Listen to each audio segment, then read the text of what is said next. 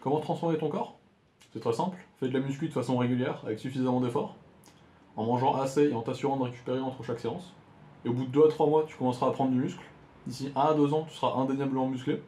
Et au-delà, tu seras largement dans le top 1% des meilleurs physiques. Dans le concept, c'est donc très simple, mais aussi difficile. Chaque séance requiert un grand effort physique. Il faut être régulier, ce qui implique d'autres difficultés comme gérer son temps, ne pas se laisser avoir par la démotivation. Et cette vidéo va donc t'aider à surmonter toutes ces difficultés, t'accompagner pas à pas dans ce processus très gratifiant. Déjà, le plus dur, c'est de débuter. Et là, ce qui est pratique, c'est qu'aucun matériel n'est requis. Pas besoin de t'inscrire à la salle ou de dépenser un seul euro. Tout ce que tu as besoin pour commencer à te mettre en forme et à gagner un peu de force, c'est un sol, ton corps et peut-être une serviette. Comment prendre du muscle avec aussi peu de matos? En fait, le processus est très simple. Chaque muscle a une fonction. Par exemple, le biceps, c'est plier le coude. Le quadriceps, c'est déplier le genou, etc. En faisant ces mouvements, les fibres musculaires, donc ce qui constitue chaque muscle, des muscles concernés, elles s'activent. Et l'accumulation de suffisamment de tension mécanique, donc de force de résistance, ainsi que les muscles à augmenter de volume, autrement dit, tu prends du muscle en les utilisant. Comme tu as pu le remarquer, on a beau utiliser nos muscles tous les jours pour faire toutes les tâches de la vie quotidienne, ils ne grossissent pas pour autant. Car la deuxième pièce du puzzle est que pour accumuler suffisamment de cette tension mécanique, il faut que le muscle échoue au mouvement qu'il fait, ou qu'il soit assez proche de cet échec pour ensuite qu'il ait besoin de s'adapter. Concrètement, il faut donc répéter un mouvement jusqu'à ce qu'on n'arrive plus à le faire. Par exemple des pompes, jusqu'à ce que nos pecs ou nos bras n'arrivent plus à nous soulever du sol. Chaque fois qu'on fait ce mouvement, on effectue une répétition. On appelle le fait d'enchaîner ces répétitions une série. Il faut donc faire quelques séries par groupe musculaire qu'on souhaite développer, et ce quelques fois par semaine. Par exemple, pour développer mes pecs, je peux prendre un exercice qui vise ce muscle, par exemple juste simplement les pompes, faire 2 ou 3 séries jusqu'à l'échec ou proche de l'échec, donc 1 ou 2 répétitions avant celui-ci, prendre entre 1 et 3 minutes de repos entre chaque série, selon ce que tu as besoin, le temps de récupérer ton souffle et de ressentir assez fort pour partir à bloc, et répéter cette opération 2 à 4 fois par semaine, et au fil du temps, des semaines, des mois, mes pecs se développeront. Et si en parallèle je mange suffisamment de protéines pour alimenter cette croissance, en général autour de 120 à 150 grammes de protéines pour un homme par jour, ils se développeront assurément au fil du temps. Donc voilà le principe, juste 4 petites précisions. Si on peut faire plus de 30 à 35 répétitions d'un seul mouvement avant d'atteindre l'échec, par exemple si je peux faire 40 pompes d'affilée, ce sera plus assez difficile pour stimuler une croissance musculaire.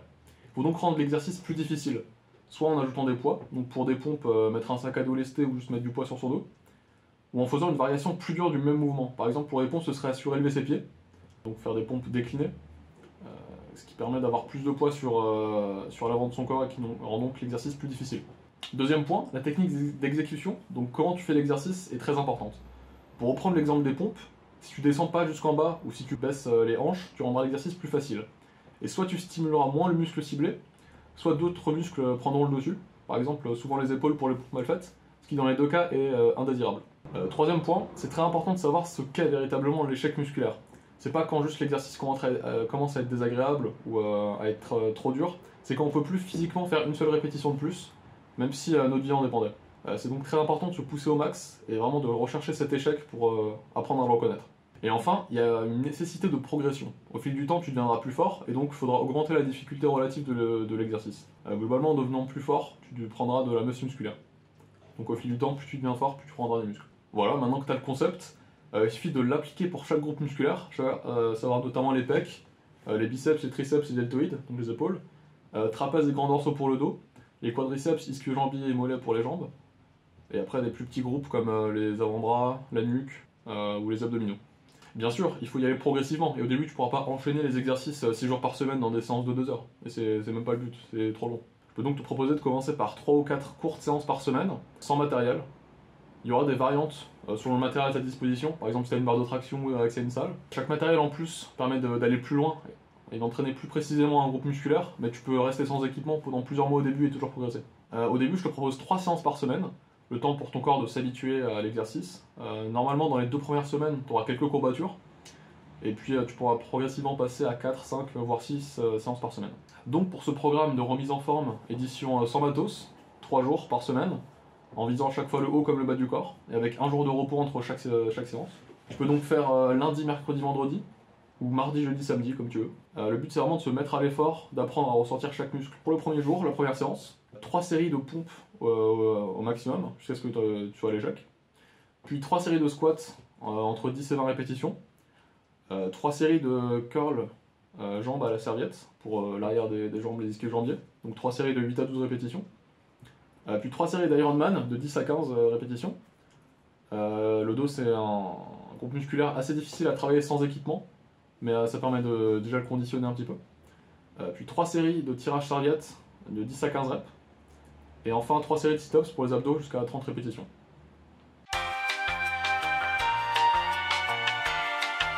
Pour le jour 2, tu peux commencer par 3 séries de pompes pike pour les épaules, maximum de répétitions. Puis 3 séries de squats archés de 8 à 15 reps, aux deux jambes en même temps unilatéralement si tu peux. Puis 2 séries de relevés de jambes de 10 à 20 répétitions, pour le bas des abdos qui est en général moins développé.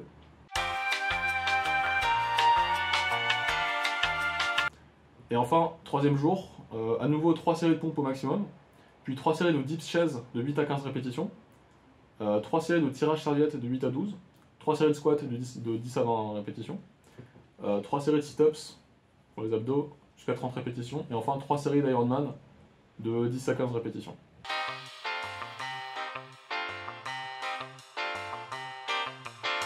Tu peux remplacer les Ironman par des tractions et les tirages à la serviette par des tractions australiennes.